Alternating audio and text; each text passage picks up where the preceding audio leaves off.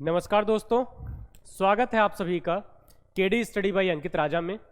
आशा करते हैं कि दीपावली के बाद आप लोगों ने छठ की पूजा की होगी और उसके बाद आप लोग वापस से उसी जोश और उमंग के साथ आप अपने परीक्षा की सभी तैयारियों के लिए उपस्थित होंगे। देखिए, ऐसा है कि इस समय जितनी भी वैकेंसी है आपके सामने और आपके समकक्ष जो है प्रस्तुत है। जैसे एसएससी सीजीएल हो गया, जीडी हो गया, और ये सारी की सारी जो वैकेंसियां हैं आपको दिसंबर तक, यानी दिसंबर से लेकर जनवरी तक आपके एग्जाम हो जाने हैं। तो हम जो हमारी टीम है वो सभी जो है आपके लिए एक विशिष्ट तौर पे एक पैकेज के रूप में YouTube के ऊपर क्लासेस आपको प्रोवाइड कर रही है, जो कि अंकित सर के निर्देशन में ये सारी की सारी चीजें चल रही हैं। अब आपको ध्यान ये देखना है कि हम जितनी भी वीडियो आपको प्रोवाइड कर रहे हैं ना वो एग्जाम बेस्ड है। नॉलेज तो आपकी बढ़नी ही बढ़नी है, लेकिन जो एग्जाम्स के पैटर्न होते हैं उस पैटर्न्स पे हम आपको सारे के सारे पीडीएफ और क्वेश्चंस को जो है हम प्रोवाइड कराएंगे। इसलिए हम जो भी आपको डाटा प्रोवाइड कराते हैं, जो भी आपको सारी चीजें कराएंगे, उसमें आपको विशिष्ट तौर पे उपस्थित रहना पड़ेगा। इन वीडियोस को ज्यादा से ज्यादा देखें, इसे लाइक करें, सब्सक्राइब करें, और पढ़ने के साथ साथ जो हम आपको बेसिक चीजें बताते हैं उन बेसिक चीजों के क्वेश्चंस की कलेक्शंस रखें, स्क्रीनशॉट के माध्यम से रखें। जो बेसिक्स बताएंगे उनको क्या करें आप कि उन सारी चीजों को अपने नोटबुक में उसको नोट कर लें। ठीक है, तो चलिए फिर आज हम लोग फिर से यहां पे एक बहुत ही इंपॉर्टेंट और महत्वपूर्ण टॉपिक को स्टार्ट करते हैं, जिसका नाम है ब्लड रिलेशन, रक्त संबंध।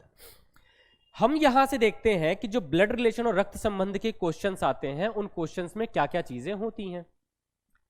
इन क्वेश्चंस के लिए जैसे यहां पे आप एक क्वेश्चन देख रहे हैं, लेकिन अब ये क्वेश्चंस को करने के लिए हमें ये पता होना चाहिए कि हम संबंधों को किस प्रकार से जोड़ते हैं। हमें यह भी देखना है कि मेल को कैसे रिप्रेजेंट करते हैं, फीमेल को कैसे करते हैं। इन सभी चीजों को हम यहां से लेते हुए चलेंगे।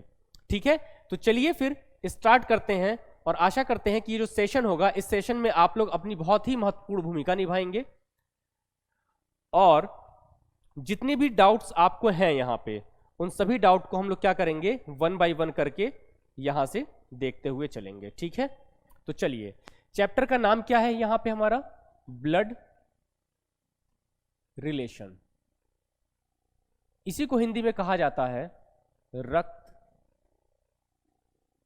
संबंध। ठीक है, और इसको करने के लिए सबसे पहले हम क्या करते हैं, पॉइंट वाइज एक एक करके इन सारी चीजों को समझते हैं। देखो, अब यहां से क्या है कि सबसे पहले हम देखते हैं मेल, और दूसरा क्या है हमारे पास, फीमेल। मेल को डिनोट करने के लिए प्लस और फीमेल को डिनोट करने के लिए माइनस। जैसे आपको कभी भी यहां पे लिखा हो ए प्लस और बी माइनस, इसका तात्पर्य क्या है कि जो ए है वो पुरुष है, बी जो है वो महिला माइनस है, यानी कि महिला है। अब इसी को अगर ए प्लस और माइनस कर दिया जाए, इसका तात्पर्य क्या हो जाएगा कि A may be male may B female, या तो मेल है या तो फीमेल है। दूसरा कि अगर हम रिलेशंस की बात करें, यानी कि हस्बैंड एंड वाइफ के रिलेशन को किस प्रकार से डिनोट किया जाता है, तो हस्बैंड और वाइफ को डिनोट करने के लिए हम हमेशा यहां पे डबल बॉन्ड एरो के साथ यहां पे हम लोग आगे बढ़ते हैं। जैसे अगर यहां पे मैं ए प्लस और बी माइनस लिखता हूं, इसका तात्पर्य क्या है, A is the husband of B, B is the wife of A, यानी ए जो है वो बी का पति है और बी जो है वो ए की पत्नी है। ठीक है, इन दोनों में से अगर किसी के एक का जेंडर हमें पता चल जाए तो हम क्या करते हैं, दूसरे का जेंडर निकाल लेते हैं। देखते हैं कैसे। जैसे मान लीजिए कि मैं अगर यहां पे लिखूं ए प्लस या माइनस, और यहां पे बी का जो जेंडर है वो प्लस हो। ठीक है, तो अब क्या है कि अगर बी जो है वो प्लस हो गए और ये एरो क्या दिखा रहा है कि ये पति और पत्नी, यानी कि हस्बैंड और वाइफ के बीच का संबंध है, तो यहां से जो पति होंगे बी है, तो इनकी पत्नी कौन होंगी, ए। तो इस तरीके से हम यहां से जेंडर को निकालना देखते हैं। ठीक है, अब देखिए दूसरा रिलेशन जो यहां पे पूछा जाता है आपके एग्जाम्स में, वो क्या है। जैसे ब्रदर और सिस्टर,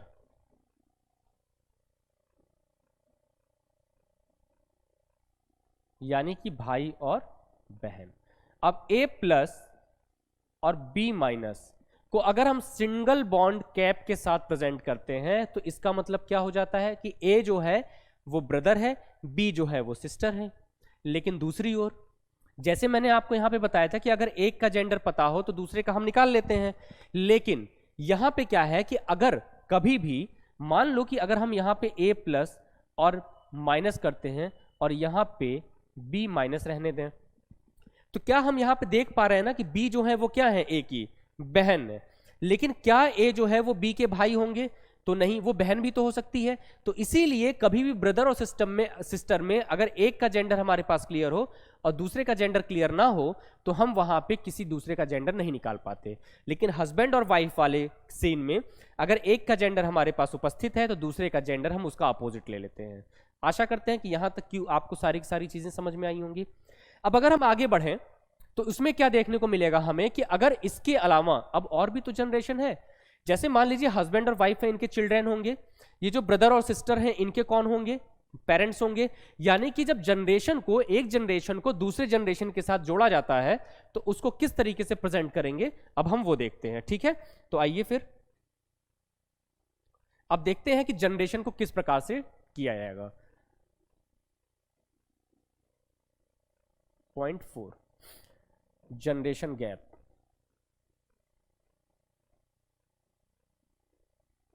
तो ध्यान दीजिएगा, अगर मान लीजिए कि मैं ये बोलूं A is the father of D, मैंने क्या बोला? A is the father of D। A जो है वो D के पिता है। तो क्या हमारे पास ये कहीं से भी ये पता चल पा रहा है क्या कि जो D का जेंडर है वो क्या है?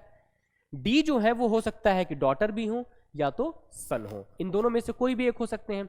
इसी प्रकार से अगर हम यहां पे ये देखें कि A is mother of C, यानी A जो है वो क्या है? मदर है किसकी? C की। तो हम यहां से क्या निकाल जान पा रहे हैं कि A जो है वो माता है, लेकिन C जो है वो पुत्र भी हो सकते हैं और पुत्री भी हो सकती हैं। इन दोनों का इस तरीके से हम लेके चलते हैं। यानी कि जब भी हमको जनरेशन गैप को शो करना होता है तो हम क्या करते हैं, यहां पे एक स्ट्रेट लाइन के साथ कैप लेने के बाद यहां पे क्या हो जाता है, इसका जो जनरेशन होगा वो हम यहां से डिनोट करते हैं। यहां तक बात क्लियर है? क्योंकि अब हमारे पास है क्या, जब हम क्वेश्चंस देखेंगे, यहां पे जैसे आप एक क्वेश्चन देख भी रहे होंगे, अभी इसे जूम करेंगे तो आपको और दिखाई देगा कि यहां पे जो भी क्वेश्चंस होंगे ना इसी रिलेशंस के थ्रू बनते हैं। तो एक मैं छोटा सा आपको और कॉन्सेप्ट बताता हूं यहां पे कि किस तरीके से हम जनरेशन को, एक जनरेशन को दूसरे के साथ, दूसरे को तीसरे के साथ जोड़ते हैं।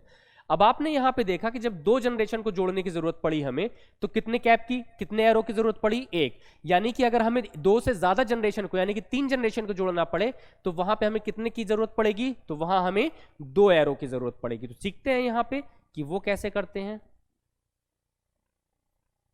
देखो, अगर मैं इसकी बात करूं आपसे कि जनरेशन गैप में हमने ये देखा, अब आगे क्या है कि अगर जनरेशन गैप में ही अगर हमें जैसे ग्रैंडफादर ग्रैंडसन, अब यहां से तो हमको ये सिर्फ और सिर्फ मदर फादर और उनके बच्चों को कैसे हमने यहां पे ऐड किया वो देखा।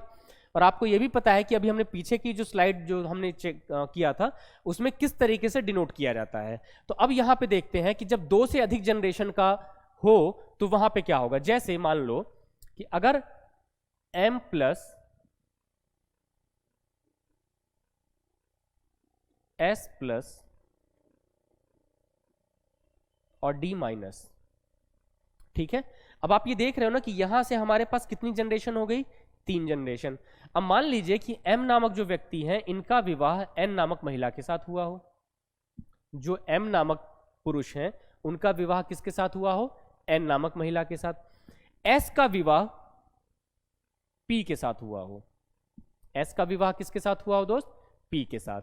और S के कोई भाई या बहन हो जो कि R हो, यानी कि R में बी मेल में बी फीमेल, और D नामक जो महिला है उसका कोई भाई K हो, लेकिन उसका जेंडर हमारे पास क्लियर ना हो। अब हमें यह देखना है कि यहां से हम किस तरीके से इस जनरेशन को जोड़ रहे हैं। तो अब आप ये देख रहे होंगे कि ये वाली जो जनरेशन है ये कैसी जनरेशन है हमारी? ये है हमारी फर्स्ट जनरेशन। दूसरा ये क्या है हमारा? Second generation.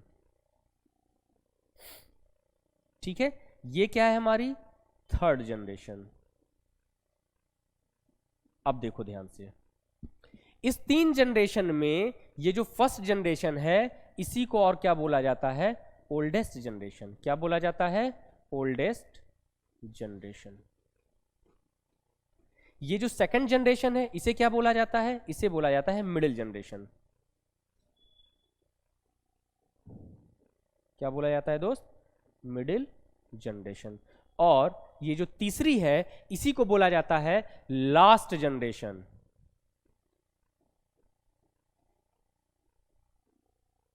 और इसी को क्या बोला जाता है, लास्ट जनरेशन, या फिर इसी को यंगेस्ट जनरेशन। ठीक है, तो अब इस तरीके से हम क्या करते हैं, इस जनरेशन्स को एक एक करके देखते हैं। अब आप यहां पे देख रहे हैं कि M और N के बीच का अगर मैं आपसे रिश्ता पूछूं तो आपको पता है कि M क्या है, हस्बैंड है, और N क्या है, वाइफ। R, S और P में अगर देखा जाए तो S और P के रिलेशन में S क्या है, हस्बैंड है, किसके, P के। P और S के बीच में अगर पूछा जाए तो P क्या है, वाइफ है। लेकिन R और S के बीच का अगर पूछा जाए तो S जो है वो क्या है, ब्रदर है, लेकिन R के बारे में हमारे पास कोई भी किसी भी तरीके की इंफॉर्मेशन नहीं है। R जो है वो मेल भी हो सकते हैं, R जो है वो फीमेल भी हो सकते हैं। नीचे अगर आए तो मैंने आपको बता रखा है कि D क्या है, सिस्टर है, किसकी, K की। लेकिन K जो है वो मे भी ब्रदर, मे भी सिस्टर। तो जिसके बारे में और जहां पे हमारे पास जनरेशन कंफर्म ना हो वो हम यहां से लेके चलते हैं। लेकिन प्रश्न आपसे पूछा जाएगा कि हाउ इज S, यानी कि S किस प्रकार से M तथा N के साथ जुड़े हैं। S क्या होंगे, हमेशा पुत्र होंगे, क्योंकि इनका जेंडर क्या है, धनात्मक है, प्लस है। लेकिन अगर P को देखा जाए तो P क्या है, इनकी हस्बैंड, यानी कि ये क्या होंगी, बहू होंगी। ठीक है, यानी कि डॉटर इन लॉ। लेकिन और ये दोनों क्या होंगे, ये होंगे फादर इन लॉ यानी कि ससुर, और ये क्या होंगी, मदर इन लॉ यानी कि सास। फिर आपसे क्वेश्चन पूछा जाता है कि how is P related to R, यानी P का संबंध R के साथ। तो P S की पत्नी है तो इनकी क्या हो जाएंगी, भाभी। इंग्लिश में इसी को कहा जाता है सिस्टर इन लॉ। लेकिन K का अगर संबंध पूछा जाएगा तो K अगर प्लस तो ब्रदर इन लॉ यानी कि देवर, और अगर R जो है वो महिला तो ये क्या हो जाएंगी, सिस्टर इन लॉ यानी कि ननद वगैरह जो भी आपको बोला जाता है हिंदी की लैंग्वेज में। फिर क्या है, D का संबंध K के साथ, आपको यह भी पता है। फिर अब देखो यहां से फिर कैसे एक जनरेशन का लास्ट जनरेशन के साथ पूछा जाएगा। पूछा जाता है कि how is M related to D, तो ये क्या हो जाएंगे, grandfather. How is N related to D, ये क्या हो जाएंगी, मदर इन, ये क्या होंगे, फादर इन। ठीक है, और ये क्या हो जाएंगी। ठीक है, अब देखो यहां से, अब D का संबंध अगर पूछा जाए M के साथ तो D किस तरीके से संबंधित है, ये क्या होंगी, ये पोती होंगी। यानी कि अगर ये प्लस होते तो ग्रैंडसन, और अगर ये महिला है माइनस है तो ये क्या हो जाएंगे, ग्रैंड डॉटर। ये क्या है, ग्रैंडफादर, और ये क्या हो जाएंगी, ग्रैंडफादर, और ये ग्रैंड मदर। ठीक है, तो इस तरीके से हमें इन संबंधों को देखते हुए चलना पड़ता है। तो आशा करते हैं कि यहां तक की जितनी भी चीजें हैं, हाँ एक इंपॉर्टेंट चीज और, कि जैसे आप यहां पे देख रहे हो कि मैंने यहां पे लिखा हुआ है कि इसी को लास्ट जनरेशन और इसी को यंग जनरेशन बोला जाता है। तो ये लिखने का मतलब है क्या, अब अगर आप ध्यान दो तो ये लास्ट जनरेशन क्यों है दोस्त, क्योंकि अगर मान लीजिए D और K में K नामक कोई व्यक्ति ही अगर इसको ले लें और उसने शादी ना की हो तो क्या उसकी जनरेशन आगे बढ़ेगी, तो ये क्या हो जाएगा, इस परिवार का ये अंतिम सदस्य होगा। लेकिन D के जो परिवार है वो आगे बढ़ेगी, लेकिन जो K का जनरेशन होगा वो क्या होगा, वहीं पे रुक जाएगा। इसीलिए ये जो पीढ़ी होती है इसी को लास्ट जनरेशन भी बोला जाता है। और यंगेस्ट जनरेशन क्यों, क्योंकि जैसे मान लीजिए आपके परिवार में अगर आप हैं और आप अब से सबसे छोटे हैं तो सबसे युवा आप ही तो हुए, तो इसीलिए इसको क्या बोला जाता है, और यंगेस्ट जनरेशन। तो यहां तक की बातें क्लियर है।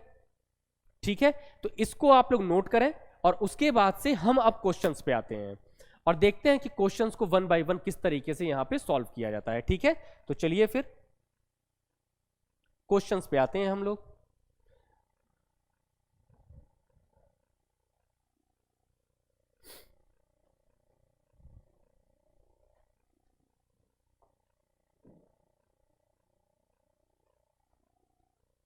देखिए अब आपके सामने एक क्वेश्चन है यहां पे जो कि ब्लड रिलेशन के पजल के फॉर्मेट का है। पजल के फॉर्मेट का क्यों? क्योंकि आपके परीक्षा में सिर्फ 3 तरीके के प्रश्न पूछे जाते हैं। यहां पे लिख देता हूं मैं। पहला क्या पूछा जाता है आपसे? पहला जो प्रश्न पूछा जाता है आपसे, दूसरा और तीसरा।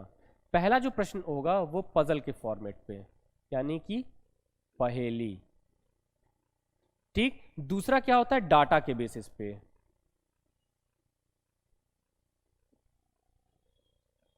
यानी कि आंकड़ों पर आधारित।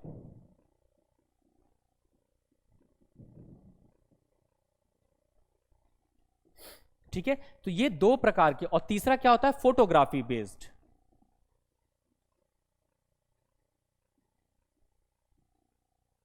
यानी कि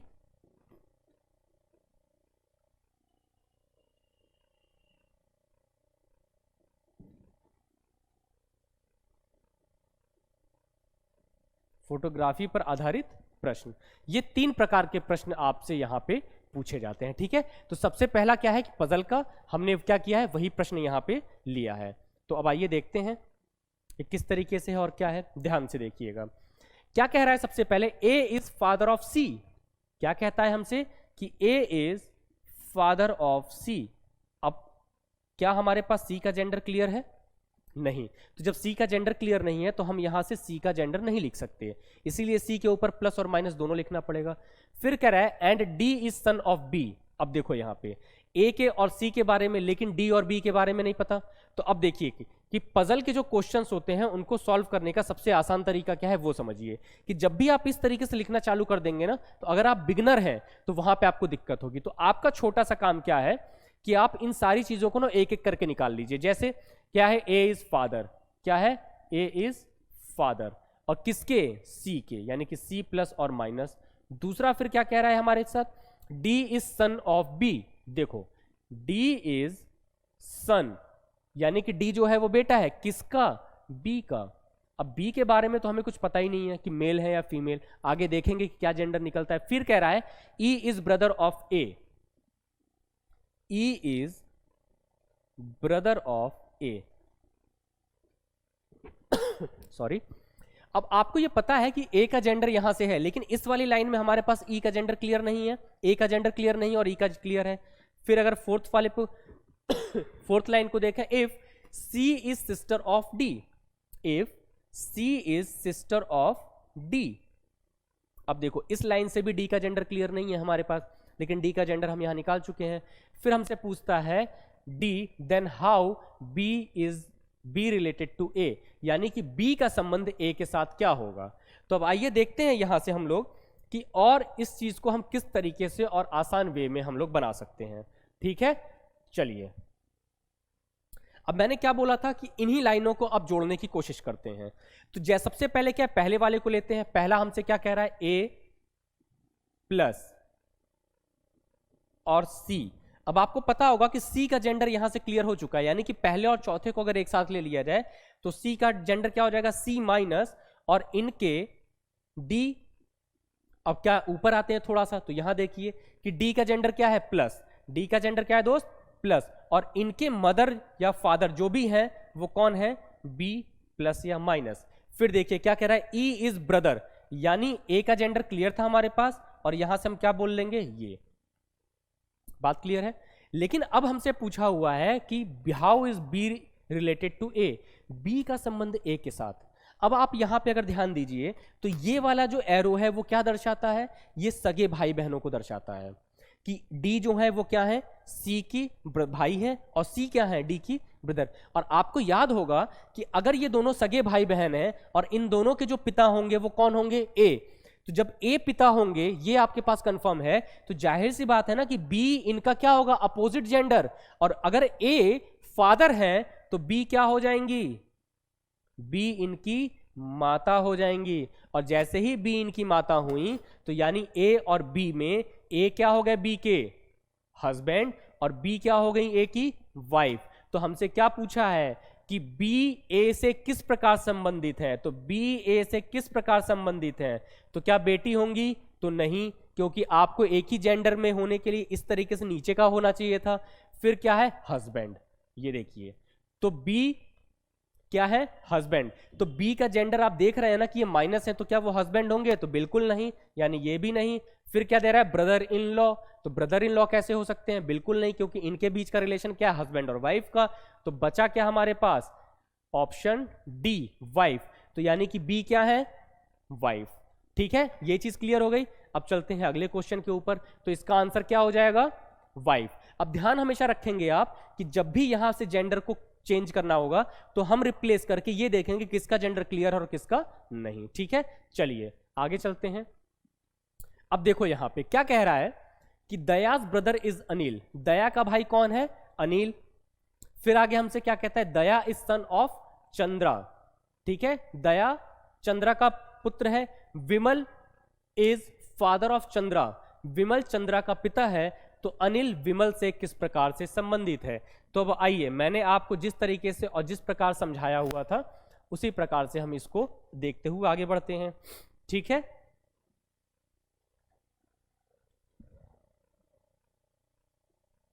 देखो क्या कह रहा है, दया का भाई अनिल है। दया का भाई कौन है, तो अनिल। अब दया का जेंडर मैंने एक चीज और भी बोली थी कि हम नाम के अनुसार अगर किसी का नाम लिया जाए और उसके बारे में पूछा जाए मेल है या फीमेल, तो हम क्वेश्चन के अंदर इस तरह की गलती नहीं करेंगे। तो अनिल क्या हो गए, किसके भाई हो गए, दया के। फिर क्या कह रहा है, दया चंद्र का पुत्र है। दया किसका पुत्र है, चंद्र का।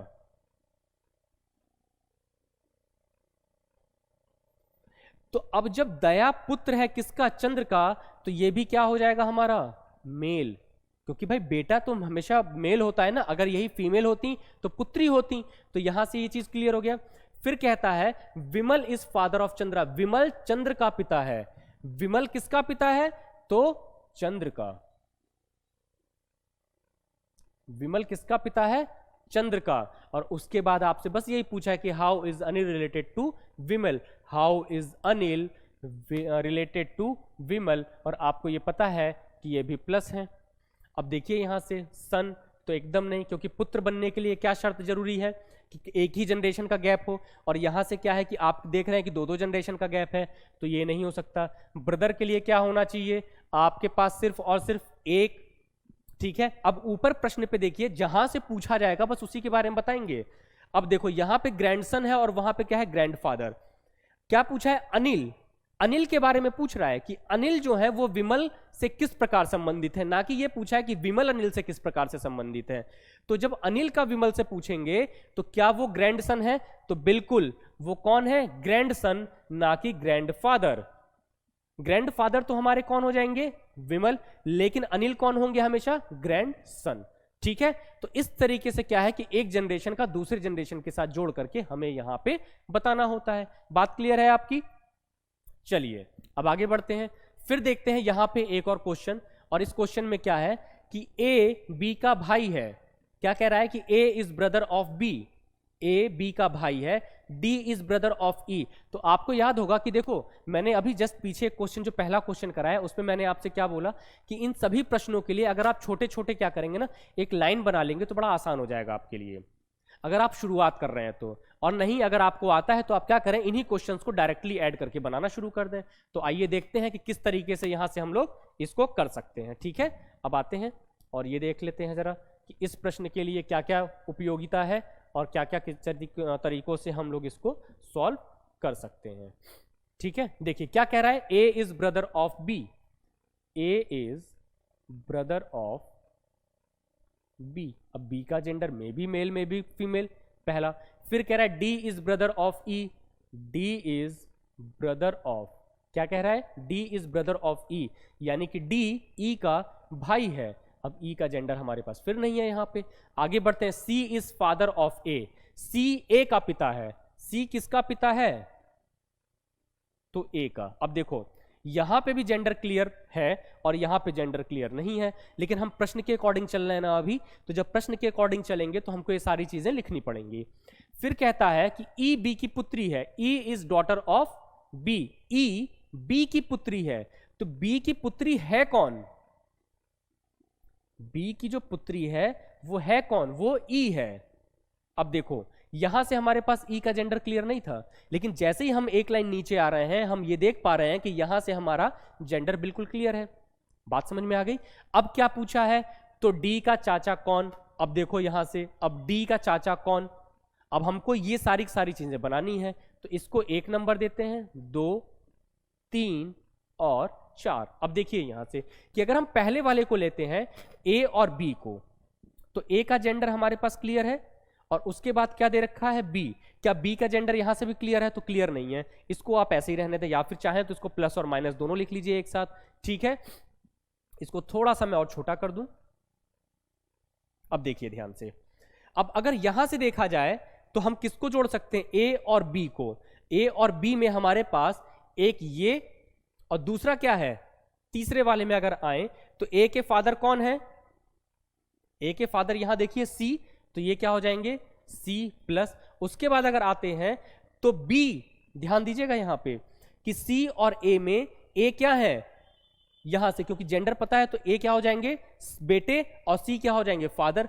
अब बी और ई पे आते हैं, तो बी और ई में जो बी है वो क्या है, उनका जेंडर क्लियर नहीं है, लेकिन उनकी जो पुत्री है वो कौन है, उनकी जो पुत्री है दोस्त वो कौन है, ई। अब इन दोनों के अलावा अगर आप देखो तो डी और ई आपको पता चल चुका है कि क्या है, वो एक महिला है और उनके भाई कौन है, डी।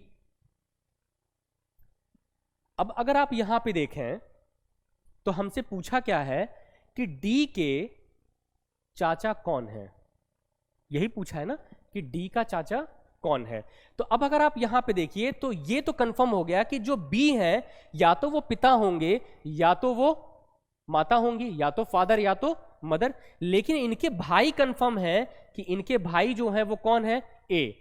तो अब ये देखते हैं कि अगर ये चाचा पूछा हुआ है तो चाचा पूछने का मतलब क्या हो गया, जैसे यहां पे तो अंकल दिया हुआ है तो डायरेक्टली हम यही देखेंगे, तो यानी कि आंसर क्या ए होंगे, तो बिल्कुल क्या होंगे, ए। अब अगर बी को देखिए तो बी क्यों नहीं होगा, क्योंकि ये मेल और फीमेल जेंडर क्लियर नहीं है, लेकिन उसके साथ साथ अगर ये होंगे तो या तो पिता होंगे या तो माता, तो ये भी नहीं। सी का देखिए तो सी क्या हो जाएगा फिर, अगर यहां से देखो तो 1 जनरेशन 2 जनरेशन वो ग्रैंडफादर, और ये लोग क्या होंगे, ग्रैंडसन या ग्रैंड डॉटर, तो वो भी नहीं। और अगर ई देखा जाए तो ई जो है वो तो बहन है ना, तो इस तरीके से यहां पे क्या हो जाएगा, ए आपका राइट आंसर हो जाएगा। ठीक है, चलिए नेक्स्ट क्वेश्चन पे चलते हैं हम लोग और देखते हैं कि इसके साथ क्या किया जाएगा।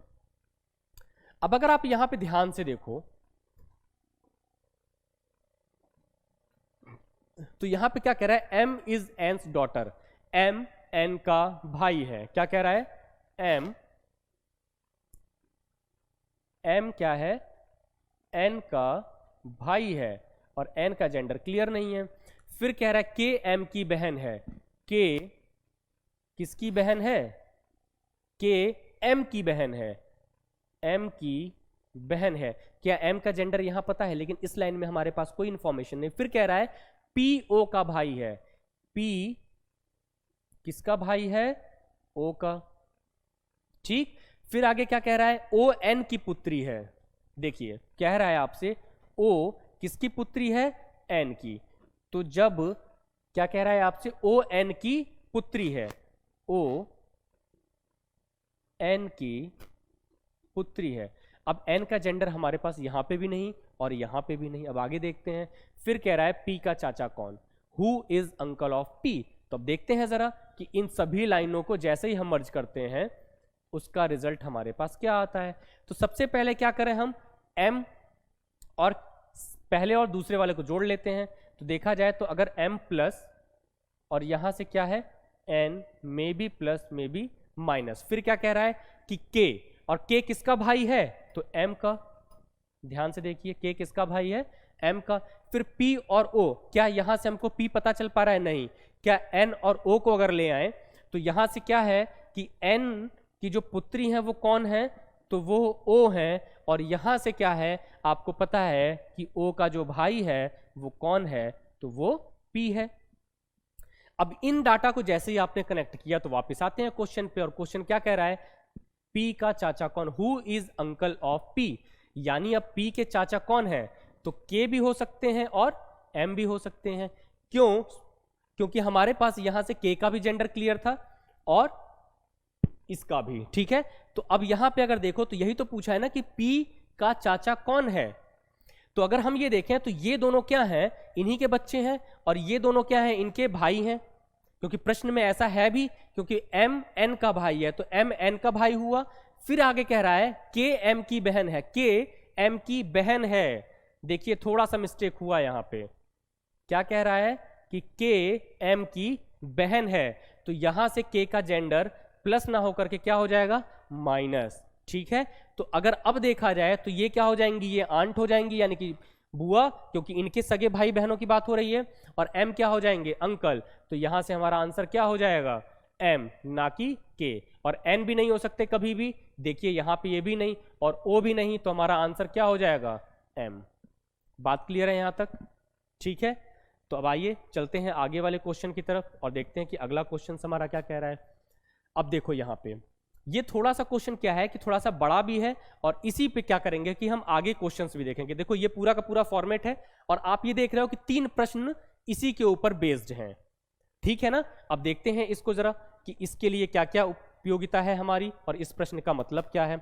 अब अगर आप ध्यान दो इसको दोस्त थोड़ा सा भी, तो यहां पे क्या कह रहा है कि ए सी का पिता है, ए इज फादर ऑफ सी। तो पहले इसको थोड़ा सा छोटा किया जाए और बड़े प्रश्नों के लिए आपको थोड़े से और आसान शब्दों में ले आया जाए। क्या कह रहा है, A is father of C, A is father of C, A C का पिता है, पहला क्या कह रहा है, A is father, A is father of C. अब सी का जेंडर हमारे पास है नहीं, लेकिन आगे क्या कह रहा है, but C is not his son, यानी कि बेटा नहीं है ना। अगर बेटा नहीं है तो होगा क्या, बेटी होगी, यानी कि सन नहीं है तो क्या होगा, डॉटर। तो हम यहां पे सी का जेंडर क्या कर देंगे, माइनस। अब ये क्या है कि हमारे पास एलिमिनेशन प्रोसेस होना चाहिए कि जो इंफॉर्मेशन वो मना कर रहा है हम उसी का अपोजिट वाला लेकर के यहां पे आंसर कर देते हैं। बात क्लियर है। चलिए दूसरे वाले में अगर दोस्त देखा जाए तो यहां पे क्या कह रहा है, B is brother of C, B is brother of C, B is brother of C, और सी का जेंडर हम यहां से निकाल चुके हैं, ठीक। फिर आगे कहता है कि D is son of B, यानी कि डी बी का पुत्र है। क्या कह रहा है, ध्यान से देखना कि D is son of B. अब बी का जेंडर यहां से क्लियर है, सन ऑफ, यानी कि डी इज सन, यानी डी क्या हो जाएगा, पुत्र। और यहां पे अगर देखेंगे तो क्या था कि बी इज ब्रदर, यानी बी सी का भाई है, बी सी का भाई है, तो बी का भी जेंडर क्या हो जाएगा, प्लस। फिर आगे कह रहा है H is father of G, H is father of G, maybe plus may be female, ठीक। H is father of G, तो एच का तो जेंडर मालूम है, लेकिन हमारे पास इस जी का जेंडर नहीं मालूम है। फिर कह रहा है G is spouse of B, यानी कि जी बी की पत्नी है। क्या कह रहा है कि जी किसकी पत्नी है, G is spouse of B, G B की पत्नी है। अब देखो जी जो पत्नी यानी कि वाइफ होने का मतलब क्या हो गया कि इसमें बी क्या हो जाएगा, हस्बैंड, ठीक है। फिर आगे कहता है एफ ए की पत्नी है। अब नीचे आइए और क्या कहता है कि एफ किसकी पत्नी है, ए की। तो एफ जब ए की पत्नी है तो ए का जेंडर प्लस। अब देखिए ये वेरीफाई हो रहा है, ए यहां पे भी प्लस है और यहां पे भी प्लस है, ठीक। फिर आगे कह रहा है ई सी की बेटी है। क्या कह रहा है, ई सी की बेटी है। ई किसकी बेटी है, तो सी की। अब सी का जेंडर आपको यहां से पता है कि सी का जेंडर क्या है, आपने निकाल लिया था, और उनका जो जेंडर है वो क्या है, माइनस। और यहां से अब देखें तो यहां से क्या हो जाएगा कि ई सी की बेटी है, यानी कि ई इज डॉटर ऑफ सी, तो इनका भी क्या हो जाएगा, माइनस, यानी कि ये भी क्या हो जाएंगी, हमारी माइनस होंगी, यानी कि बेटी होंगी। अब हम देखते हैं कि एक एक लाइनों को यहां से जोड़ करके किस तरीके से ऐड किया जा सकता है। तो अगर सबसे पहले देखें तो ए और सी, और ए और सी में हमको पहला और दूसरा पॉइंट भी मिल रहा है, तो हम सबसे पहले 1 और 2 को उठाते हैं, तो ठीक है। इसी तरीके से प्रश्नों को हल करें आप। जब भी बड़े सवाल मिले उन सवालों के लिए आप क्या करेंगे कि इन सवालों को हमेशा बार बार उनको ऐड करना शुरू कर दें। ठीक, अब क्या कह रहे हैं कि अगर जैसे ही हम यहां पे लेते हैं a प्लस और उसके नीचे देखते हैं कि उनकी जो पुत्री है वो कौन है, c माइनस, तो अब यहां देखिए क्या है कि b किस c और b का संबंध क्या है, यहां से अगर देखा जाए तो b क्या है और c क्या है, भाई और बहन, जिसमें से b क्या है भाई और c क्या है बहन। अब यहां से अगर देखा जाए b और d, तो b के जो पुत्र है वो कौन है महोदय, d है, कौन है d, और d का जेंडर क्या हो जाएगा प्लस। अब देखिए h और g, क्या h और g हमको यहां मिल रहा है तो इसको छोड़ दें, हमने तीसरे तक ले लिया। अब g और b को अगर देखा जाए तो g का जेंडर ये था, अब यहां से हम क्या करेंगे, g माइनस कर देंगे, वहां पे क्लियर है। अब क्या हमको f और a मिल रहा है, तो बिल्कुल मिल रहा है, हमने इसे किया, और a को देखिए आप यहां पे इन दोनों में क्या हो जाएगा हमारा f माइनस। ठीक, अब देखिए c और e, c क्या है मदर है और e क्या है उनकी बेटी है, तो e क्या हो जाएंगे, और यहां पे आपको गिवन भी है कि e जो है वो बेटी है किसकी, c की। अब h और g, अब देखिए क्या हमको यहां पे h और g कहीं दिख रहा है, तो आप ये देख रहे हैं कि हमको यहां पे g दिख रहा है। अब g हमको यहां पे दिखने का मतलब क्या था कि जेंडर हमारे पास यहां से g का क्लियर हो गया था, लेकिन यहां से क्लियर नहीं था। तो अब h और g की अगर मैं बात करूं आपसे, तो यहां पे आप क्या देखेंगे कि h जो g है उनके फादर कौन है h प्लस, ठीक है, उनके फादर कौन है h प्लस। तो ये क्या है हमारा पूरा का पूरा फैमिली ट्री जो है एक वो बन गया। तो जब भी आपको बड़े प्रश्न मिलेंगे तो सबसे पहले क्या है कि प्रैक्टिस करने से पहले जब आप स्मार्ट वर्क करना शुरू कर लें उसके पहले इस तरीके से, क्योंकि आप फिर यूज टू हो जाएंगे प्रश्नों के, इसलिए सबसे पहले क्या करें उनको एक फ्रेम करें और उसके बाद तब प्रश्नों पे जाएं। अब आते हैं और देखते हैं कि इन प्रश्नों का उत्तर कैसे देना है। अब यहां पे अगर हम आए तो यहां से हमारे सामने क्या क्या कह रहा है कि if B's mother is A, C is son of A. अब इस पे अगर देखा जाए तो क्या कह रहा है, यदि बी की माता ए है, यदि बी की माता ए है, यदि बी की माता ए है, सी ए का पुत्र है, डी एच भाई है। अच्छा ध्यान दीजिएगा वो अलग प्रश्न है। अब यहां से क्या है कि 5 6 7, कोई बात नहीं, वो थोड़ा सा मिक्सचर हो गया है। ठीक, आइए अब देखो एक ही प्रश्न पे किस तरीके से और कितने क्वेश्चंस बन सकते हैं। अब आपसे पूछा जाएगा कि how is F related to C, तो हाउ यानी कि एफ का संबंध सी के साथ बताइए, तो एफ क्या हो जाएंगी इनकी, आप बताएं, एफ क्या हो जाएंगी माता। फिर यहां से क्या पूछा जा सकता है, अब इन दोनों में अगर संबंध पूछा जाए आपका तो आपको पता होगा कि इनके जो फादर हैं जी के वो कौन है, एच है, और यहां से अगर देखा जाए तो एच का संबंध बी के साथ क्या होगा, फादर इन लॉ, यानी कि ये ससुर, और ये क्या हो जाएंगे, ये क्या होंगे दामाद, और दामाद को इंग्लिश में क्या बोला जाएगा, ये क्या होंगे फादर इन लॉ, और ये क्या हो जाएंगे आपके हमेशा, ये आपके हो जाएंगे सन इन लॉ। सेम चीज यहां पे भी बी और सी अगर यहां से देखा जाए तो ये सारी चीजें भाई और बहन, कौन, बी और सी का संबंध। ठीक है, तो इस तरीके से प्रश्नों को यहां पे आपसे पूछा जा सकता है। फिर आपसे पूछा जा सकता है ई का संबंध ए के साथ बताइए, ठीक, फिर एफ का संबंध ई के साथ। तो जब भी आपको बड़े प्रश्न मिले उन बड़े प्रश्नों में क्या करेंगे आप इन सारे चीजों को एक एक करके सबमिट करेंगे। ठीक है, चलिए अब आते हैं नेक्स्ट क्वेश्चन पे, और यहां पे देखा जाए कि एक क्वेश्चन आपको दे रखा है कि यदि बी की माता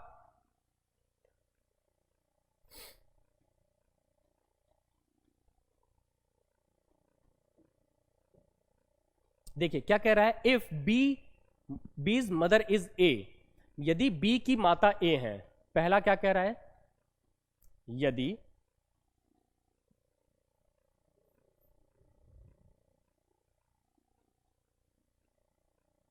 क्या कह रहा है, यदि बी की माता ए है, first if B's mother is ए, यदि बी की माता कौन है ए, क्या बी का जेंडर होगा क्लियर, नहीं, लेकिन ए का जेंडर क्लियर हो जाएगा और वो क्या हो जाएंगी माता जी यानी कि मदर, तो ये क्या होगा ए माइनस।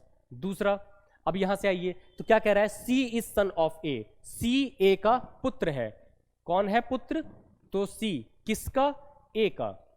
अब आपको इस प्रश्न में तो आपको यहां से नहीं मालूम, लेकिन यहां से आपको पता है कि ए का जेंडर क्या हो जाएगा माइनस। फिर कह रहा है ई का भाई डी है, ई का भाई कौन है? डी। और यहां से हमारे पास यानी ई का जो भाई होगा वो कौन होगा? डी, यानी ई का जेंडर हमारे पास क्लियर नहीं है। फिर कह रहा है बी की पुत्री ई है। देखिए बी की पुत्री, बी की पुत्री ई है, ठीक है। फिर कह रहा है तो डी की ग्रैंड मदर कौन है? तो आपसे ये पूछना चाह रहा है कि जो डी है इनकी ग्रैंड मदर कौन है। तो अब इसको बना के देखते हैं। फिर आपसे इसी पे कह रहा है who is grand mother of D, यानी कि डी की ग्रैंड मदर कौन है? अच्छा कोई बात नहीं, इसी में एक प्रश्न और ऐड हो गया है तो उससे घबराएंगे नहीं, वो दोनों सेम क्वेश्चन है। और यहाँ पे ए इस तरीके से दिया हुआ है। फिर क्या है? Who is son of F, F का पुत्र कौन है? तो उसके लिए सबसे पहले क्या करते हैं, इसको मर्ज करके देखते हैं कि क्या बन रहा है, कैसे बन रहा है। तो सबसे पहले क्या, ए और बी को अगर लेते हैं तो यहां से हमको क्या मिल रहा है? ए माइनस, और यहां से देखिए तो बी का जेंडर क्या हमको और भी कहीं क्लियर हो रहा है? तो बिल्कुल क्लियर नहीं हो रहा। तो यानी कि ये पुत्र भी हो सकते हैं और पुत्री भी। फिर आपको ये देख रहे हैं कि ए का ही बेटा कौन है? सी। लेकिन वो जब सी है तो ए जो है वो तो माता है ना, दोनों की माताएं तो एक है, तो ये दोनों क्या हो जाएंगे? सगे भाई बहन। और इंग्लिश में इसे क्या कहा जाता है? सिबलिंग। तो ये क्या हो जाएगा हमारा? C plus. अब यहां देखिए ई और डी, क्या ई और डी यहां से जोड़ सकते हैं? नहीं। लेकिन आप ये देख रहे हैं कि बी का पुत्र कौन है? बी का पुत्र। तो यहां से अगर देखा जाए तो बी का जो पुत्र होगा वो पुत्री होगी, कौन होगी? ई। और अब देखिए ई और डी, अब ई का जेंडर यहां से क्लियर नहीं था लेकिन यहां पे क्लियर हो गया। और यहां से आप निकाल सकते हैं कि इसका भाई कौन है? D plus. और आपसे क्या पूछा हुआ है कि who is grand mother of D? D की ग्रैंड मदर। अब ये देखिए यहाँ पे जब ग्रैंड मदर की बात कर दी तो जाहिर सी बात है कि आपको 3 जनरेशन और 2 एरो की, तो 1 2 और 3 और 2 एरो। तो आप यहाँ पे देख रहे हैं कि यहाँ से कौन है? ए, यानी कि डी की ग्रैंड मदर कौन होंगी? वो आपको सीधे सीधे ऑप्शन दिख रहा है कि ए, जो ए है वो कौन होंगी? Grand mother. बात क्लियर है?